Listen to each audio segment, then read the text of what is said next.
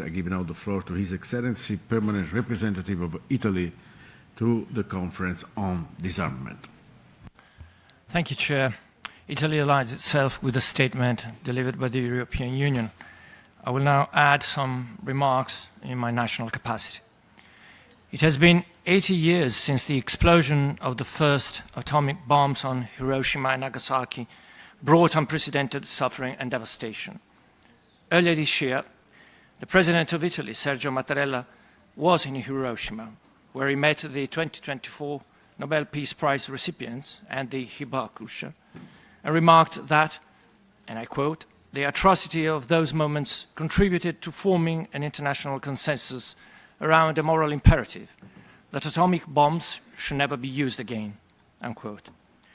We must all now recommit to the principle that a nuclear war cannot be won and must never be fought. The corollary to this affirmation is that nuclear weapons must be eliminated. Italy believes that we should all strive towards a world free of the nightmare of nuclear annihilation. In Italy's view, these weapons, for as long as they exist, should only serve defensive purposes, deter aggression, and prevent war and coercion. Complete nuclear disarmament is possible and can be achieved through a progressive, realistic, and responsible approach based on concrete measures and on an effective, verifiable, and irreversible process.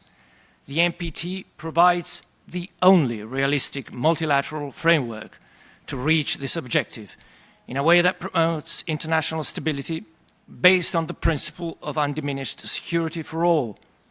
We call on those countries with the largest arsenals to lead the way. In under 7 months, we'll gather here again at the 11th NPT Review Conference. After 2 review conferences without a substantive final document, it should be every delegation's priority to put this process back on a consensual track. There are some topics on which we see possible convergence, but it will be extremely arduous to reach consensus on a comprehensive final document. We should all, at the very least, recommit to the core goals and principles of the NPT and to the 2010 Action Plan.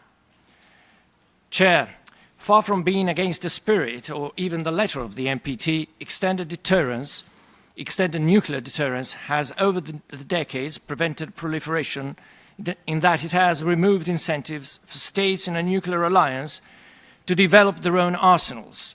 In the 55 years since the NPT came into force, not one single country in the NATO alliance has gone nuclear.